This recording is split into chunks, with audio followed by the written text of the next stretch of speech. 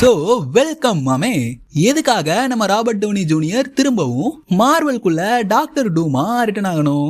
வேற எதுக்கு ப்ரோ? இந்த மார்வல் இருக்கானுங்கல்ல, இவனுங்க நம்பர் 1 பொசிஷனை தக்க வைக்கிறதுக்காக இந்த மூவியை ரிலீஸ் பண்ணிட்டு பயங்கரமா கல்லா கட்டுறதுக்காக தான் நம்ம தலைவன் ராபர்ட் டவுனி ஜூனியரை டாக்டர் டூமா கொண்டு வந்திருப்பாங்க அப்படின்ற மாதிரி உங்களை நிறைய பேர் சொல்லுவீங்க. என்ன கேட்டீங்கன்னா இது கூட ஒரு முக்கியமான ரீசனா இருக்கலாம்னு வச்சுப்போமே. ஆனா இங்க எதுக்கு நம்ம ராபர்ட் டவுனி ஜூனியர் திரும்பவும் இந்த அவெஞ்சர்ஸ் டூம்ஸ்டே மூவிக்குள்ள டாக்டர் டூமா எதுக்காக ரிட்டர்ன் ஆக போறாரு அப்படின்ற ஒரு தரமான தியரி இப்ப ஆன்லைன்ல பயங்கர ட்ரெண்டிங்ல இருக்குன்னு தான் சொல்லணும். இப்ப நான் இந்த ஆர்டிஜே இதுக்கு டூமா வராரு அப்படின்ற இந்த தியரியை சொன்னேன்னா நீ சொல்ற இந்த தியரியே பயங்கர தீயா இருக்கே ப்ரோ.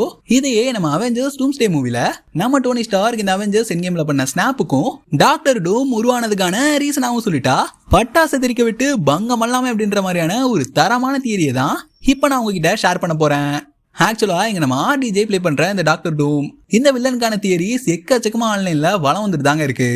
அதுல அவன் இஷ்டத்துக்குலாம் கதை கட்டி விட்டுட்டு இருக்கானுங்க. ஆனா அந்த மாதிரி தியரிஸ்ல எனக்கு தெரிஞ்ச இந்த ஒரு தியரி தான் நம்புற மாதிரி பயங்கர இன்ட்ரெஸ்டிங்கா பட்டுச்சு. ஸோ அந்த தியரியை நான் உங்ககிட்ட ஷேர் பண்றதுக்கு முன்னாடி மார்வல் ஃபேன்ஸ் லைக் பண்ணாம தானே பார்த்துட்டு இருக்கீங்க. ஸோ மறக்காம லைக் பண்ணிக்கோங்க. நம்மளோட சேனல் 1K சப்ஸ்கிரைபர்ஸ் ரீச் ஆயிடுச்சு. ஆனா இது பத்தாதுங்க. ஸோ இப்போதைக்கு 2K சப்ஸ்கிரைபர்ஸ் தான் டார்கெட். ஸோ மறக்காம சப்ஸ்கிரைப் பண்ணி நம்ம மார்வல் பைலடா சேனல்ல நீங்களும் ஜாயின் ஆயிக்கோங்க. ஸோ அப்பனா தான் இந்த மாதிரி இன்ட்ரெஸ்டிங்கான மார்வல் கண்டென்ட்ஸை மிஸ் பண்ணாம நானும் அதை உங்ககிட்ட கொண்டு வந்து சேர்க்க முடியும், நீங்களும் அதை பார்க்க முடியும். ஸோ லைக் அண்ட் சப்ஸ்கிரைப் பண்ணிருங்க. இப்போ வாங்க ஃபயரா அந்த வீடியோ ஆரம்பிச்சிருவோம். ஆரம்பத்துல நம்ம ரூசோ பிரதர்ஸ் ஆர்டிஜே தான் டாக்டர் டூமா திரும்பவும் எம்சிக்குள்ள ரிட்டர்ன் ஆக போறாரு அப்படின்ற விஷயத்த அறிவிச்சதுக்கு அப்புறம் எக்கச்சக்கமான மார்வல் ஃபேன்ஸ் பயங்கர எக்ஸைட்மெண்ட் ஆயிட்டு கொண்டாடி தீத்துட்டாங்கன்னு தான் சொல்லணும். ஏன்னா அந்த அளவுக்கு என் தலைவன் வந்தா மட்டும் போதுண்டா, என்ன கேரக்டர்னாலும் பரவாயில்ல, எங்க தலைவனை நாங்க ஸ்கிரீன்ல பாத்துட்டா போதும் அப்படின்ற மாதிரி நிறைய ஃபேன்ஸ் இதை செலிப்ரேட் பண்ண ஆரம்பிச்சாங்க. பட் இந்த மாதிரி ஒரு சில அயன்மேன் ஃபேன்ஸ் அதான் அவருக்கு ஒரு ப்ராப்பரான சென்ட் ஆஃப் கொடுத்து அயன்மேன் அப்படின்ற ஒரு கேரக்டரை எல்லாரும் மனசுலயும் நிக்கிற மாதிரி ப்ராப்பரான ஒரு முடிவை அயன்மேனுக்கு கொடுத்துட்டீங்கல்ல, அப்புறம் எதுக்கு அதே கேரக்டர் பிளே பண்ண நம்ம ராபர்ட் டவுனி ஜூனியரை திரும்ப டாக்டர் டூமா இந்த மூவிக்குள்ள கொண்டு வந்தீங்க அப்படின்ற மாதிரி நிறைய மார்வல் ஃபேன்ஸ் கேட்டுட்டு இருந்தாங்கன்னு தான் சொல்லணும். 90% மார்வல் மக்களுக்கு இது ஓகேவான கேஸ்டிங்கா இருந்தாலும் இன்னொரு 10% மார்வல் ஃபேன்ஸுக்கு இது எதுக்குடா தேவையில்லாத ஆணி அப்படின்ற மாதிரி இருந்துச்சுன்னு தான் சொல்லணும். ரைட்டுங்க. இப்போ நம்ம ரூசோ பிரதர்ஸ் எடுத்துக்கிட்டோம்னா எங்களால் இந்த மாதிரி பார்ட் ஆஃப் த ஸ்டோரி எல்லாம் எக்ஸ்பிளைன் பண்ண முடியாது. அதாவது அவெஞ்சர்ஸ் டூம்ஸ்டேக்கான மூவி எல்லாம் எங்களால் எக்ஸ்பிளைன் பண்ண முடியாது. ஆனா நம்ம ராபர்ட் டவுனி ஜூனியர் தான் இந்த வெர்ஷன் ஆஃப் டூமை பிளே பண்றதுக்கு கரெக்டா அளவெடுத்து செஞ்ச ஒரு ஆளா இருப்பாரு. இது கூடவே நம்ம டோனி ஸ்டார்க் அதாவது அயன்மேன் அவெஞ்சர்ஸ் என்கேம்ல பண்ண ஸ்னாப்புக்கும் டாக்டர் டூமுக்கும் ஒரு மிகப்பெரிய கனெக்ஷன் இருக்கு. அது என்ன கனெக்ஷன் நீங்களே யோசிச்சுக்கோங்க அப்படின்ற மாதிரி நம்ம ரூசோ பிரதர்ஸ் இந்த ஒரு விஷயத்த அபிஷியலா கன்ஃபார்ம் பண்ணிருப்பானுங்கன்னு தான் சொல்லணும். இந்த ஒரு தியரியை நான் உங்களுக்கு புரியுற மாதிரி எக்ஸ்பிளைன் பண்றதுக்கு முன்னாடி நம்ம மார்வல்ல பார்த்த ஒரு யூனிவர்ஸ் இன்னொரு யூனிவர்ஸ் மாதிரி இருக்காது. இன்னும் கொஞ்சம் புரியுற மாதிரி சொல்லணும்னா 2 யூனிவர்ஸுக்கும் எக்கச்சக்கமான விஷயங்கள் ஒன்னா இருக்கும். இப்ப நம்ம இந்த யூனிவர்ஸ்ல எடுக்கிற பெரிய முடிவுகளா இருக்கட்டும் இல்ல சின்ன விஷயங்கள், இது எல்லாமே இன்னொரு யூனிவர்ஸ்ல இருக்க ரியாலிட்டியை அப்படியே தலைகீழ மாத்தும் தான் சொல்லணும். இன்னும் புரியுற மாதிரி சொல்லணும்னா இப்ப நம்ம தலைவன் லோக்கி எடுத்துக்கிட்டீங்கன்னா அவருக்கான எழுதப்பட்ட விதியில போகாம டெசரக்ட கையில் எடுத்து ஒரு புது காலவரிசையை உருவாக்குறதுனால அது ஒரு நியூ யூனிவர்ஸே கிரியேட் பண்ணிருக்கோம். அதனால மல்டிவர்ஸ் லெவல் வாரே உண்டாயிருக்கும். இங்க நம்ம லோக்கி தனக்கான எழுதப்பட்ட விதியில போயிருந்தா இவ்வளவு பிரச்சனையே வந்திருக்காதுன்னு தான் சொல்லணும். அதனால இங்க வில்லனா இருந்த ஒருத்தன் இந்த மாதிரி ஒரு நியூ பிரீச் உருவாக்கிட்டு இப்படி ஒரு சம்பவம் நடந்தனால இப்போ ஒரு ஹீரோவா மாறி நிக்கிறான் தான் சொல்லணும். இங்க நம்ம புரிஞ்சுக்க வேண்டிய விஷயமே என்னன்னா ஒரு யூனிவர்ஸுக்கும் இன்னொரு யூனிவர்ஸுக்குமான எழுதப்பட்ட விதிகள் மாறும்போது இங்க ஹீரோவா இருக்கவன் அங்க வில்லனா மாறலாம், அங்க வில்லனா இருக்கவன் இங்க ஹீரோவா மாறலாம். இந்த மாதிரியான விஷயங்கள் எல்லாமே ஒரு யூனிவர்ஸ்ல இருந்து இன்னொரு யூனிவர்ஸ்க்கான ரியாலிட்டியை ஒட்டுமொத்தமா மாத்தி அமைக்கும் தான் சொல்லணும். இந்த தியரியோட ஆரம்ப கட்டமா நம்ம அவெஞ்சர்ஸ் என்கேம் இந்த மூவில அதாவது இந்த யூனிவர்ஸ்ல நம்ம டோனி ஸ்டார்க் அயன்மேன் இன்ஃபினிட்டி ஸ்டோன்ஸை ஒன்னா சேர்த்து ஸ்னாப் பண்ணி அந்த இடத்துல இறந்து போயிருப்பாரு. ஆனா இதே இன்னொரு யூனிவர்ஸ்ல நம்ம டோனி ஸ்டார்க் இந்த மாதிரி ஸ்னாப் பண்ணும்போது அவர் இறந்து போகாம இருக்கும் பட்சத்தில், அதாவது இறந்து போகாம இருந்திருந்தா அந்த ஒரு டோனி ஸ்டார்க்கு தான் இங்க டாக்டர் டூமா மாறி இருக்கான் அப்படின்ற மாதிரியான இந்த ஒரு தியரி தான் நிறைய மார்வல் ஃபேன்ஸால நம்பப்படுற ஒரு தியரின்னு கூட சொல்லலாம். என்ன ப்ரோ இன்னும் கொஞ்சம் புரியுற மாதிரி சொல்லுன்னு கேட்டீங்கன்னா இப்ப நம்ம டோனி ஸ்டார்க்கோட பர்சனாலிட்டி எடுத்துக்கிட்டோம்னா மனுஷன் இந்த மாதிரி அயன்மேன் 1 மூவிக்கு முன்னாடி எப்படி இருந்திருப்பாரு உங்களுக்கே தெரிஞ்சிருக்கும். பயங்கர சுயநலவாதியா தன்னை தானே பெரிய ஆள் நினைச்சுக்கிட்டு வெறும் காசுக்காக மட்டும் வெப்பன்ஸை உருவாக்கி கொடுத்துட்டு மாதுன்னு மனுஷன் பயங்கர என்ஜாய் பண்ணி தன்னோட வாழ்க்கைய செம்மையா வாழ்ந்துட்டு இருந்திருப்பாருன்னு தான் சொல்லணும்.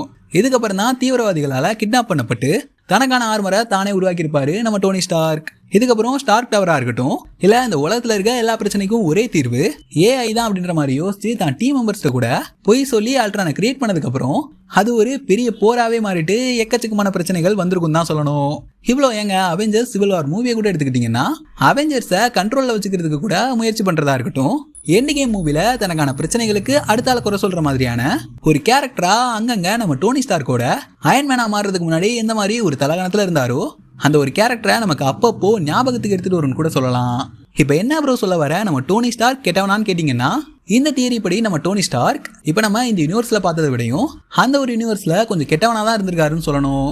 இப்போ இந்த மாதிரி வேற ஒரு ரியாலிட்டியில் அவெஞ்சர்ஸ் என்கேமோட ஃபைனல் பேட்டில் நடந்து அதில் நம்ம பெப்பர் பாட்ஸ் இறந்துருக்கலான்னு அதுக்கான காரணம் நான் தான் அப்படின்ற மாதிரி டோனி ஸ்டார்க் பயங்கரமா வருத்தப்பட்டிருக்கலான்னு இந்த ஒரு தியரி சொல்லுது. ஏன்னா அந்த ஃபைனல் பேட்டில் நம்ம பெப்பர் பாட்ஸுக்கு ஆர்மர் ரெடி பண்ணி கொடுத்ததே ஸோ நம்ம டோனி ஸ்டார்க் தான். நம்ம ஆர்மர் ரெடி பண்ணி கொடுத்தனால தான் பெப்பர் பாட்ஸ் இறந்து போயிட்டா அப்படின்ற மாதிரி நம்ம டோனி ஸ்டார்க்குள்ள ஒரு மன உளைச்சல் இருந்திருக்கணும். இந்த டைமே அந்த ஒரு ரியாலிட்டியில நம்ம டோனி ஸ்டார்க் பயங்கரமா உடஞ்சு போயிருப்பாரு. இது மட்டும் இல்லாம பெப்பர் பாட்ஸும் இப்போ இறந்து போயிட்டாங்க. அந்த டைம்ல தானோஸ்க்கு எதிராக நம்ம டோனி ஸ்டார்க் ஸ்னாப் பண்ணதுக்கு அப்புறம் இங்க ஏற்கனவே தலகணத்துல இருக்க ஒருத்தன் இப்ப தனக்கு உயிரா இருந்த உயிர் காதலி பெப்பர் பாட்ஸையும் இழந்துட்டான். இந்த டைம்ல டோனி ஸ்டார்க் அவெஞ்சர்ஸ் சொல்றதை கேட்காம அந்த ஸ்னாப் போட்டதுல ஒரு முகம் கண்டிப்பா செதஞ்சு போயிருக்கும். அந்த முகத்தை ஒரு கையில கவர் பண்ணிட்டு இந்த கையில இந்த இன்ஃபினிட்டி ஸ்டோன்ஸ் எல்லாத்தையும் நானே வச்சுக்கிறேன் அப்படின்ற மாதிரி நம்ம டோனி ஸ்டார்க் சொன்னா அது கேட்கறதுக்கு எந்த அளவுக்கு படும் பயங்கர வில்லத்தனமா இருக்கும். இங்க நம்ம டோனி ஸ்டார்க் அந்த இன்ஃபினிட்டி ஸ்டோன்ஸை தான் கூட வச்சுக்கிறதுக்கு எக்கச்சக்கமான காரணங்கள் இருக்கலாம். ஆனா ஒரே ஒரு பர்பஸ் என்னவா இருக்கும்னா தானோஸோட ஸ்னாப்னால அழிஞ்சு போனவங்களுக்காக ஒரு பெட்டரான உலகத்தை கொண்டு வரணும் அப்படின்றதுக்காக நம்ம டோனி ஸ்டார்க் அந்த இன்ஃபினிட்டி ஸ்டோன்ஸை தான் கூடவே வச்சுக்கணும் அப்படின்ற மாதிரி முடிவு பண்ணிருக்கலாம். நம்ம டோனி ஸ்டார்க் தான் ஒரு டைம் முடிவு பண்ணிட்டாருன்னா பின்ன யார் பேச்சையும் கேட்க மாட்டாரு. இந்த தியரி படி ஆரம்பத்துல நம்ம டோனி ஸ்டார்க்கு இன்ஃபினிட்டி ஸ்டோன்ஸ் கிடைச்சதுக்கு அப்புறம் அவெஞ்சர்ஸ் எல்லாரும் டோனி ஸ்டார்க்கை எதிர்க்க ஆரம்பிக்கணும். ஆனா இங்க டோனி ஸ்டார்க் இந்த உலகத்தை நல்லபடியா கொண்டு வரணும், இந்த பிளானட்டை பெட்டரா மாத்தணும் அப்படின்றதுக்காக இன்ஃபினிட்டி ஸ்டோன்ஸை யூஸ் பண்றாரு. அது மட்டும் இல்லாம தன்னோட பயன்பாட்டுக்கும் இன்ஃபினிட்டி ஸ்டோன்ஸை யூஸ் பண்றனால அவெஞ்சர்ஸ் இவன் இதை வச்சு நல்லதும் பண்றான் அப்படின்ற மாதிரி நம்ம அவெஞ்சர்ஸ் டோனி ஸ்டார்க்கை பொறுத்துட்டு தான் நம்ம டோனி ஸ்டார்க் கூட இருந்திருக்கணும். ப்ரோ நீ சொல்றது எல்லாமே கரெக்ட் தான். இங்க எப்படி நம்ம அயன்மேன் அதாவது நம்ம டோனி ஸ்டார்க் டாக்டர் டூமா மாறினாரு அப்படின்ற மாதிரி என்கிட்ட கேட்டீங்கன்னா இதுக்கு பின்னாடியுமே ஒரு தியரி இருக்குங்க.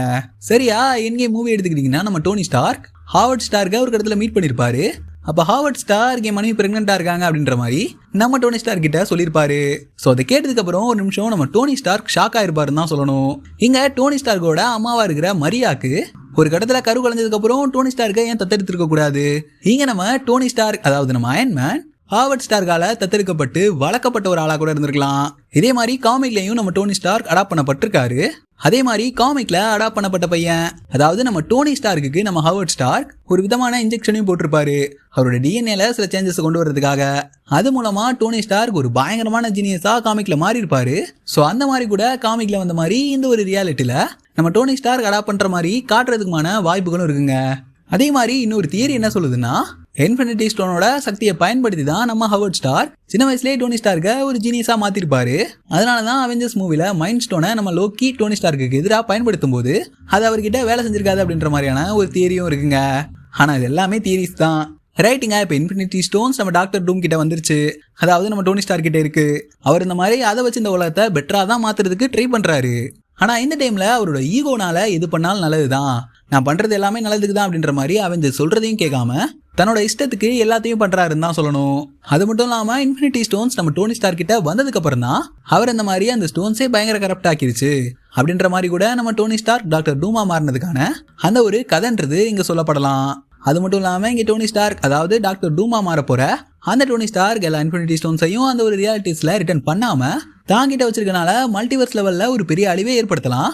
அதை நம்ம டோனி ஸ்டார்க் அசால்ட்டா கண்டுக்காம ஒரு ரியாலிட்டிஸ்க்கும் போயிட்டு அங்க இருக்க பிரச்சனைகள் எல்லாம் சால்வ் பண்ணிட்டு இன்னுமே இன்ஃபினிட்டி ஸ்டோன்ஸை தாங்கிட்டு தான் வச்சிருக்காரு. இதை பார்த்த டாக்டர் ஸ்ட்ரேஞ்ச் பயங்கர கடுப்பாயிட்டு எப்படா நீ இன்ஃபினிட்டி ஸ்டோன்ஸை உங்ககிட்ட வச்சுக்கலான்னு அங்க அவங்க 2 பேத்துக்கு இடையில ஒரு பயங்கரமான பேட்டில் நடக்குதுன்னு தான் சொல்லணும். அந்த சண்டை மூலமா தான் டாக்டர் ஸ்ட்ரேஞ்ச் ஒரு பயங்கரமான சார்சரர் சுப்ரீம் அவர் மூலமா தான் இந்த டூமுக்கு 2 யூனிவர்ஸ் கொலாய்ட் ஆயிட்டு அழிகிறது தான் இன்கஷன் அப்படின்ற மாதிரியான விஷயமும் தெரிய வந்திருக்கணும். இந்த விஷயம் தெரிஞ்சதுக்கு அப்புறம் தான் நம்ம டோனி ஸ்டார்க் அதாவது நம்ம அயன்மேன் ஒரு பயங்கரமான வில்லனா அதாவது முழு டாக்டர் டூமாவே தன்னைத்தானே மாத்திக்கிறான் அப்படின்னு தான் சொல்லணும். இப்ப இந்த டாக்டர் டூம் இருக்கிற இந்த ஒரு யூனிவர்ஸை காப்பாத்துறதுக்காக பெப்பர் பாட்ஸ் ஆல்ரெடி தன்னோட உயிரை விட்டுட்டாங்கன்னு தான் சொல்லணும்.